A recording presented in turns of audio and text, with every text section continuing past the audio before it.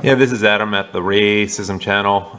Yeah, it's becoming a racial issue with Bill Cosby. That's not really the point of this particular YouTube segment, but it should be noted that they're saying this is to distract attention from the non-indictment in Tamir Rice and, just various things about how it's the attack on Bill Cosby now is because of an ambitious prosecutor in Montgomery County, Pennsylvania, blah, blah, blah, blah, blah. But let's get to why you are listening to this. I promised the juicy details of the indictment that has come out in Montgomery County, Pennsylvania, not far from where I grew up. That's why you want to listen to this. And they make it very hard for you to see actually what was said in the press. So I'm going to give it to you. Basically, there was a woman named Andrea Constant. She was the former director of operations for Temple U's women's basketball team. That's how she met Bill Cosby. He's a very active alumni. I saw a great point elsewhere that Temple enabled Bill Cosby much more than Penn State ever enabled Jerry Sandusky. But that's how they met. He did the mentoring routine, which included going to restaurants, like in a way that he would never do it for a guy. He was trying to help out. Needless to say, she probably knew what was going on, but she was probably using it for all she was worth. And yeah, I'm interjecting my opinion here. And Bill Cosby made sexual advances to her. Now, I'm getting to how the process by which that occurred, but somehow she came to his home for dinner prepared by his private chef. It never occurred to her that there might be an ulterior motive. Okay, so the first such incident occurred when she ate dinner by herself, this is Andrea Constant again, and drank some red wine. Then she sat on the sofa with Cosby. He touched her pants, waist, and inner thigh. It doesn't seem like that's a euphemism. I'm reading that directly from the indictment because it speaks more explicitly later. But after that, again, reading from the indictment, she dismissed herself to go to the bathroom. And this is courtesy of Philadelphia Magazine, which you can find online at phillymag.com. I appreciate them making this available. But what else does it say here? Okay. Then, after that, essentially, this was in Cheltenham another incident, doesn't say which home the first incident was. The victim went to a social visit to Cosby's Cheltenham home. And after the first incident, she had consumed a couple glasses of wine and was talking to him when, out of the blue, Cosby unbuttoned her pants and began touching her. I don't know if it was within the panties, actual skin, or outside the panties. It doesn't say. The victim leaned forward to stop him, at which point Cosby got up and went into his kitchen. The victim left 10 minutes later with neither of them saying a word about what had just happened.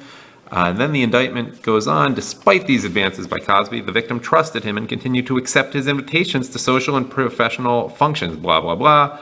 Dinner at his home with a group of his friends and persons working in the Philadelphia restaurant community. She also attended a dinner at his Cheltenham home for a meeting with academic people. Incidentally, Cheltenham is not a big suburb, but it's where Benjamin Netanyahu, Reggie Jackson, and also the radio host Mark Levin all went to high school. Just an interesting fact.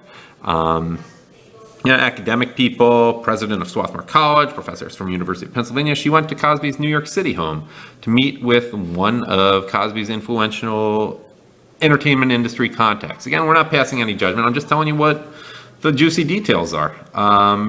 2 other times at his home and at a casino in Connecticut. Nothing inappropriate occurred during these events, all of which occurred before mid-February 2004.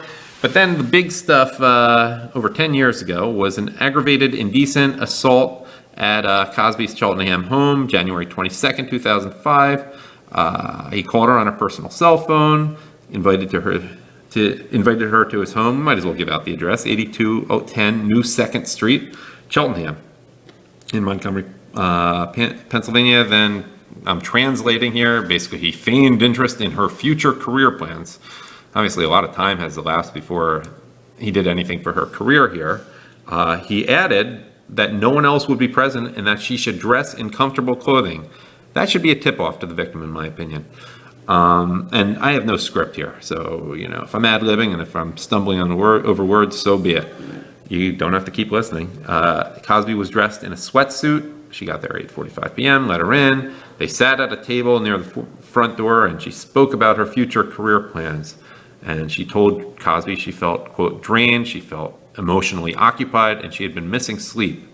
And then during the conversation, Cosby told her he wanted her to relax. This is so transparent, by the way. Then he went upstairs and the victim went to the bathroom. The victim told police that when Cosby returned from upstairs, he had 3 blue pills in his hand. Boy, if that doesn't set off a yellow or even a red flag, I don't know what will. Cosby urged her to take them, saying to her, these will make you feel good. The blue things will take the edge off. She asked if the pills were herbal, and Cosby replied, yes, down them. Put them down. Put them in your mouth. As he motioned for her to put the 3 blue pills into her mouth. Cosby placed the pills in the victim's hand and directed her to take the water. Oh, how nice. He had her drink water too. She told Cosby she trusted him and then used the water to swallow the pills. Then Cosby told the victim to taste the wine. Blah, blah, blah. She resisted, but then she did drink the wine. Like, what kind of idiot wouldn't know, wouldn't think, maybe you shouldn't mix pills with wine.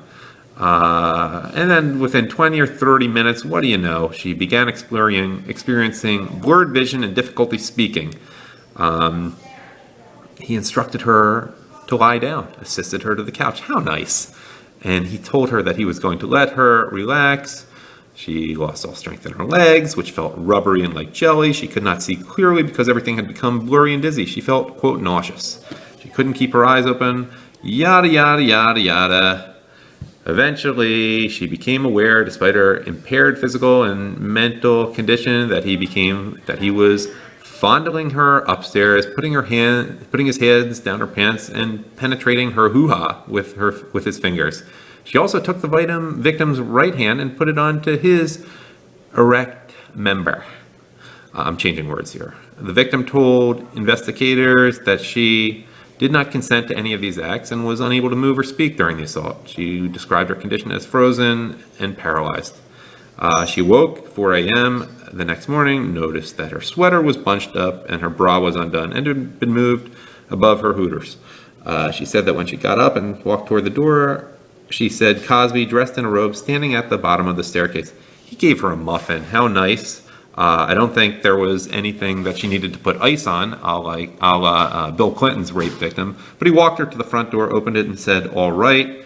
The victim told investigators she left the residence without saying anything. So basically, I don't think you need to read more. Yeah, she was very traumatized, went back to Canada. Her parents noticed something different.